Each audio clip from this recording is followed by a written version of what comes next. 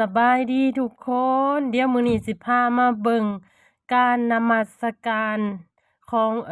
พี่น้องชาวคริสเตียนเด้อทุกคน อันนี้แม่นบรรยากาศตอนเช้าของวันอาทิตย์เลยเนาะของมื้อนี้เลยแหละ หลังจากที่ว่ามาจากงานแล้วข้อยก็เลยถือโอกาสมาพากให้ทุกคนเบิ่งเนาะทุกคน อันนี้แม่นงานนมัสการของคริสเตียนเด้อทุกคนสำหรับพี่น้องคริสเตียนทุกๆคนก็จะมาร่วมกันแบบนี้เลยเนาะแล้วซึ่งเฮือนที่ว่านมัสการนี่คือแม่ของเพิ่นนั่นได้จากโลกนี้ไปมื้อวานนี้เนาะทุกคนเนาะแบบว่าจากไปกะทันหันหั้นแหละเนาะแล้วมื้อนี้ก็ถือโอกาสแบบว่ามาจัดงานนมัสการอยู่ที่เฮือนของเพิ่นเลยก็ตอนค่ำก็น่าจะเป็นงานขอบคุณเนาะตามที่ได้ยินเพิ่นเว้ามาเนาะทุกคน อันนี้แม่นภาพบรรยากาศโดยรวมเนาะทุกคนเนาะทุกคนก็จะมาร้องรำทำเพลงกัน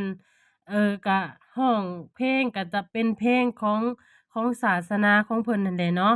แล้วหลายๆคนจะถามว่าสาวบุญเจ้าก็เข้าคริสเตียนบ่เจ้าก็นับถือคริสเตียนบ่คือข้อยก็ยังบ่ทันได้ว่าเป็นคนคริสเตียนเ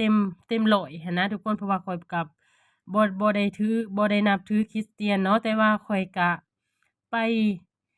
ร่วมงานหรือว่าร่วมพิธีกรรมของเพิ่นนี่ตลอดเนาะเพราะว่าข้อย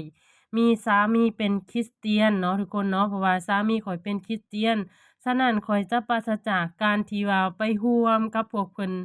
บ่ได้เนาะฉะนั้นข้อยก็จึง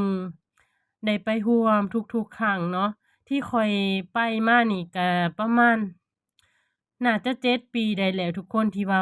ไปร่วมกับเพิ่นนี่แหละเนาะถามว่าเจ้าเชื่อบ่ก็ในความคิดก็เชื่อ50แหละเนาะที่ว่าเชื่อเพราะว่าเฮาไปแล้วเฮาก็ได้ฟังได้อิหยังก็มันก็ซึมซับอะนะทุกคนเนาะบรรยากาศก็จะประมาณนี้เนาะทุกคนเนาะพวกอาจารย์ใหญ่เพิ่นก็จะบรรยายหรือว่าจะพาแบบว่าดำเนินการหั้นนะทุกคนข้อยก็ได้นั่งฟังเฉยๆเนาะถามว่าเฮาปฏิบัติตามที่ว่าเพิ่นพาเฮ็ดบ่ก็บ่เนาะเพราะว่าเฮาบ่ได้นับถือหั้นนะแต่ว่าเฮาก็สามารถไปร่วมได้อันนี้แม่นขั้นตอนที่ว่าเพิ่นพาอธิษฐานทุกคนเนาะถ้าว่าเป็นชาวพุทธเฮาก็น่าจะเว้าคือกันแหละเนาะก็คือการอธิษฐานการขอพรหั้นนะเนาะอันนี้เพิ่นเป็นการอธิษฐานหรือว่าขอพรจากองค์พระผู้เป็นเจ้าเนาะเพื่อว่าให้เพิ่นแบบว่ามาปกปักรักษาหรือว่ามาให้พรในสิ่งที่ดีๆในการดำเนินชีวิตหั้นนะทุกคนเนาะก็น่าจะประมาณนี้แหละเนาะนี่ทุกคนก็จะแบบว่าอธิษฐานแล้วก็